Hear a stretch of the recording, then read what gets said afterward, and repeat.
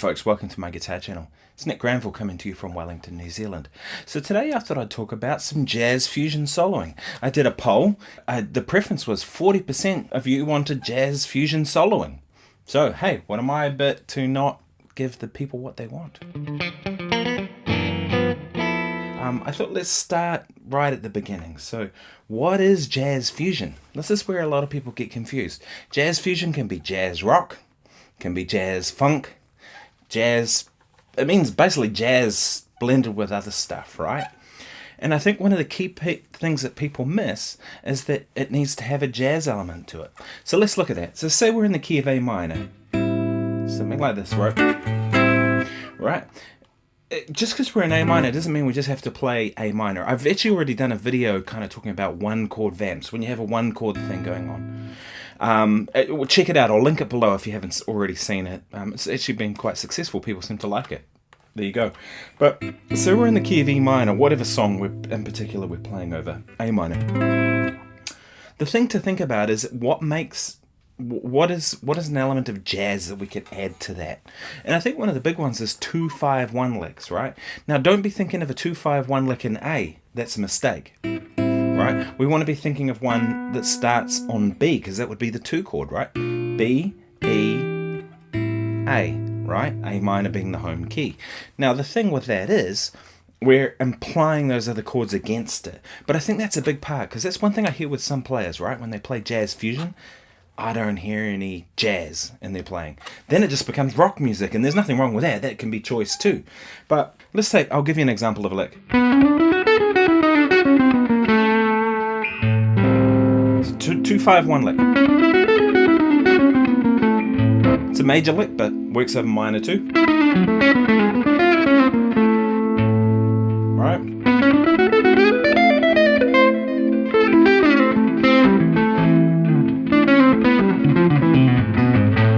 There can be a heap of them, right? And these are like classic phrases that you'll hear used all the time. So that's one thing I'd say is make sure you're playing with jazz harmony. One thing that happens in jazz fusion context more than almost every other context is the use of sus chords. So sus4 and sus2 are the two main varieties. What do I mean by that? Well, I mean a chord that's like, say I take an A major triad, A, C sharp, E, right? A sus4 would be 1, 4, 5. And a sus2, 1, 2, 5. If we have, say, an A13 sus chord like this, and say it's going to go to a G13 sus chord, and it's just a vamp on those two chords, kind of classic thing that you'll see in a fusion setting.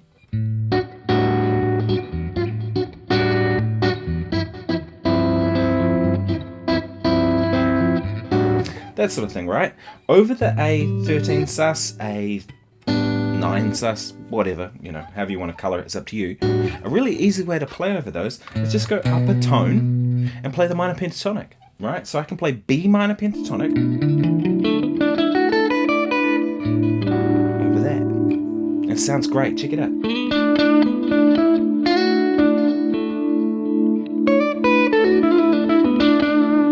And then if I go to the G sus, I go to A minor, so I go up a tone.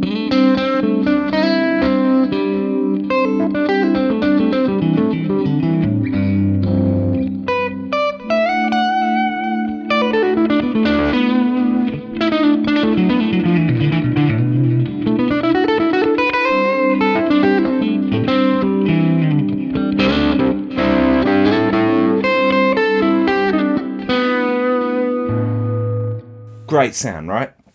It's a really good way to play over sus chords. Just whatever the chord is, go up a tone, play the minor pentatonic.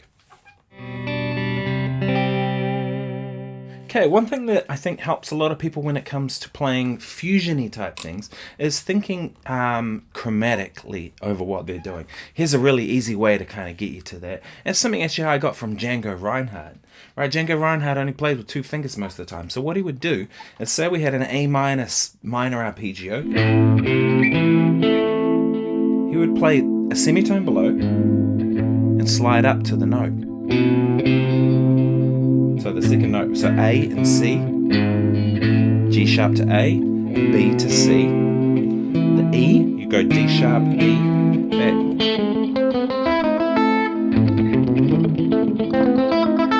was one that he did, right? But if we take that same principle, right, we can take anything that we're doing and just put a semitone below each note. And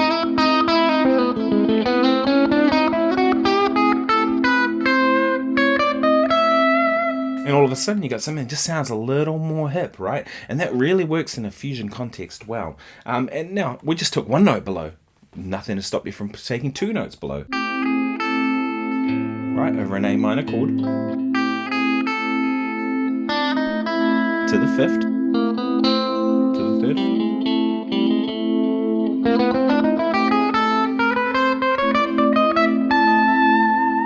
Right, now, I'm kind of overdoing everything now as an example, but you know, you can make it really quite simple.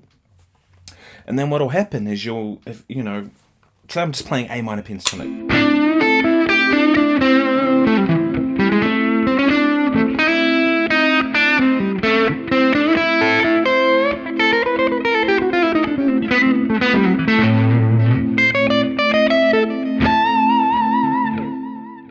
You see, out of that, I ended up with something that sounds kind of like way more hip than actually what it is. And that's just by putting in an extra chromatic passing note. Now, I was doing those all below and going up because that makes a lot of sense, right? It gives the music some push forward. You can do the same thing in reverse. Start high, go down to the note.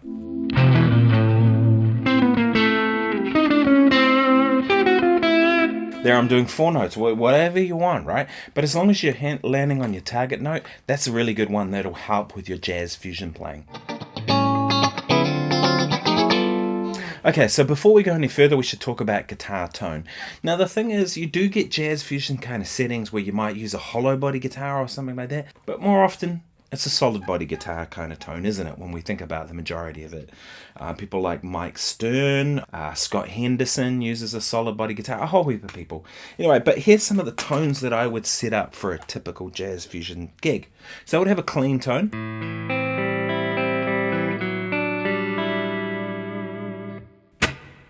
Just a little bit of reverb, right? I don't want the reverb too long because I'm probably gonna play rhythm guitar stuff with it.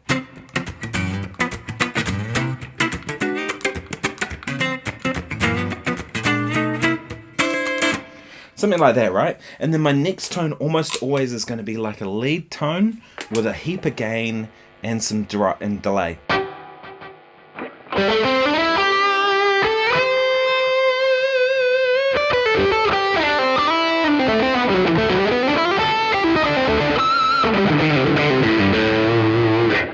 And there comes the rock part that happens in a jazz fusion setting, right? To me, it's like that kind of tone, right?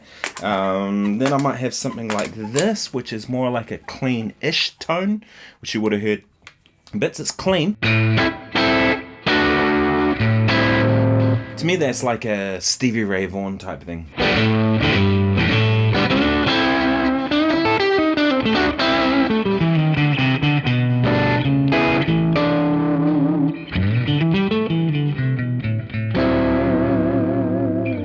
That kind of tone. Again, delay, reverb. But it's essentially the same clean tone, but just a bit more push on it. And then I almost always want a chorus tone, right? This kind of sound. I really like that, especially if I use the volume pedal and I do things like...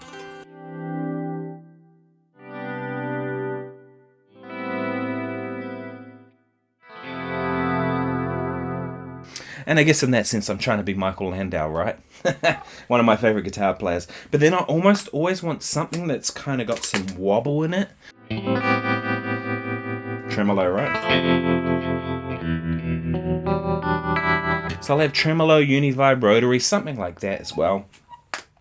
And then there's two other tones I have. One that I'll have almost always set up with some kind of wah.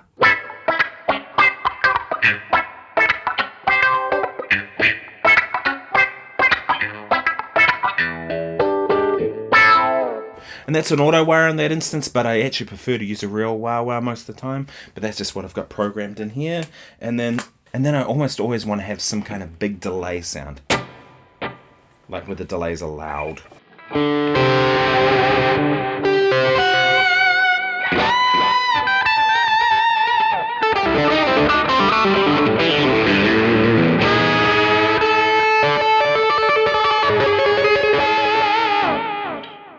Which kind of harkens back to Mike Stern for me. You know, you hear, if you check out some of that stuff that he did, he would often start a solo and then kind of getting to the climax of the solo, kick in the delay real loud like that.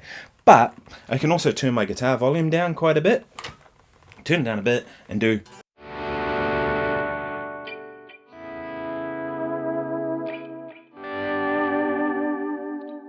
and get a different alternate on that chorusing sound. So those are some of the tones that I get if I'm going for a jazz fusion kind of sound, and it's that sort of gig.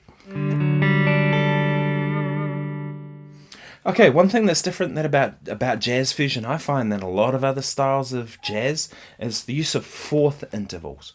Now, what do I mean by a fourth? Well, if I'm in A, I go... So there's a fourth away from the A note, right? A, B, C sharp, D. All formula for scales and stuff comes from the major scale. Alright, so if we say it's a fourth of the major scale. That interval, right?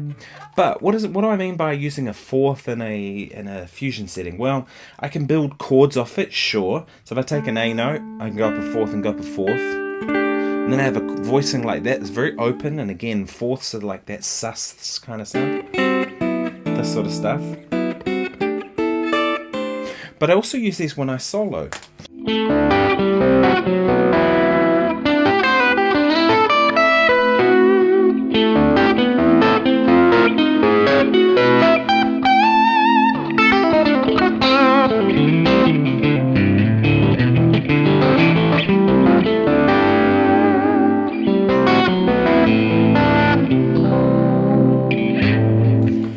That's kind of what I mean by soloing and fourths. You know, I'm playing more linear across the fourths, you know, and that can be a really good sound to...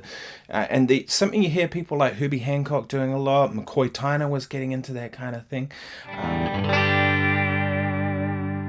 Okay, so the next point I'll make too is about playing rhythmically. So the thing with a lot of jazz fusion stuff that's different from a lot of other stuff is it could be like the juxtaposition of, like, say, a hip-hop beat underneath something that's a little more jazzy. Like Ronnie Jordan comes to mind when I think of that kind of stuff. And so there's a different kind of rhythmic framework that you can get into, right? If I was to play something repetitively rhythmic in a swing setting, it's going to suck. Let's be honest, it's not going to happen, you know? So I'm playing a tune like...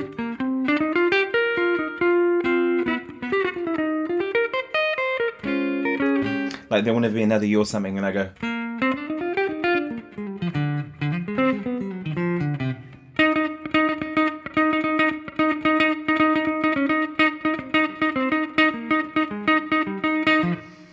it's gonna, like, I'm gonna lose people with that pretty quick, right? But say it's a context where it's kind of a groove thing happening. Maybe it's like...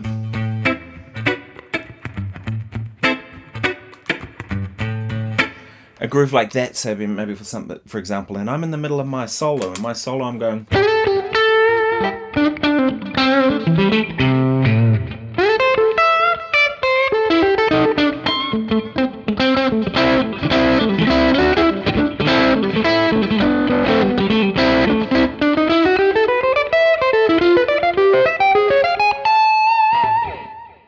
So you see there, I kind of got into some sort of this rhythmic thing. Right, it's this rhythmic thing that's repetitive that I think works really well in a funk fusion kind of setting, right? When I say funk fusion, rock, jazz rock, funk rock, whatever you want to call it, right? It's a bunch of different names. But by the same token, we can also take a straight groove, like a straight eight thing that's maybe like a, I don't know...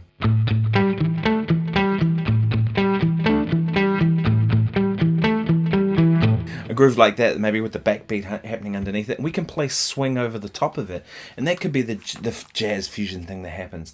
Now, how do we do that, right? Because we can't really just play swing over the top of it. It's just going to sound dumb, right? Or corny, you know what I mean? It starts to get into this kind of...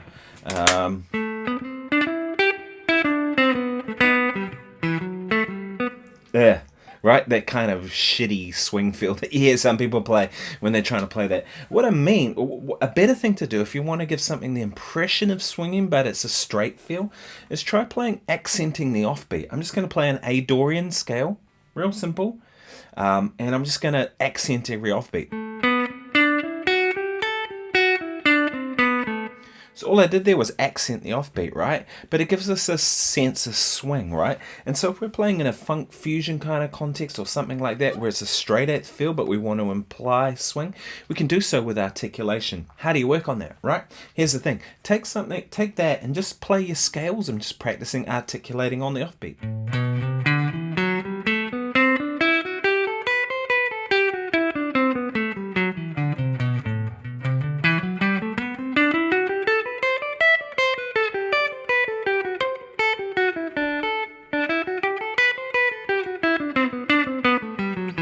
So that's the offbeat, right? But you could also do articulations in all kinds of ways. Groups of 3s, groups of 4s. But it's that articulation that gives it the sense of swing in a straight context in a fusion setting. Now, it's not swinging, right? I'm not trying to pretend for a second that that's swing music. I'm just saying that it's giving the impression of that. And that goes a long way in a funk fusion kind of setting. And the last thing I'll leave you with is, if you really want to play jazz fusion music, I mean, there's so much I can talk about this kind of stuff, but I think the best thing for you to do is go and listen to some people who really play this music. I mean, I've mentioned some names like Mike Stern and Scott Henderson and John Scofield. Start there. There's some really great jazz fusion stuff that you're going to get into your playing, and it's going to be convincing once you've heard that stuff and you've absorbed it, right? Rather than just being a theory of how the music goes, right? There's these certain things that pop up. Maybe this person and this person and this person, maybe Scott Henderson, Mike Stern, and John Scofield all do one particular thing, right? Once you identify those sorts of things, you'll start to find that, that's a characteristic of the style. Those are the things you want to do to make your playing sound authentic, right? Hey, look, if you've enjoyed this, please like and subscribe. I really appreciate you being here. What do you think of the new look at the studio and new studio couch? I dig the colour. It's nice to have some colour. Most of my studio is kind of grey with panels and grey walls and white roof and all that, so a bit of colours in here is cool. The Mesa Boogie Revolver is kind of a really expensive table at the moment, but about to do some recording with that thing. It's amazing. If you haven't got this, there's a jazz fusion record for you to check out. One I did in Los Angeles with Benjamin Shepherd and Dylan Elise. Really proud of this album, and I hope you check it out. So it's free on Bandcamp, so go and check it out. That'd mean a lot to me. And let me know what you think in the comments. If you think it sucks, don't tell me. If you think it's great, then do tell me. But either way, go and have a listen. I post a weekday video, and I post a weekend video, and then do a live stream as well once a week. So plus additional shorts in between and stuff like that. So quite a busy schedule with my channel. So hey, thanks very much. I'll see you very soon. Cheers.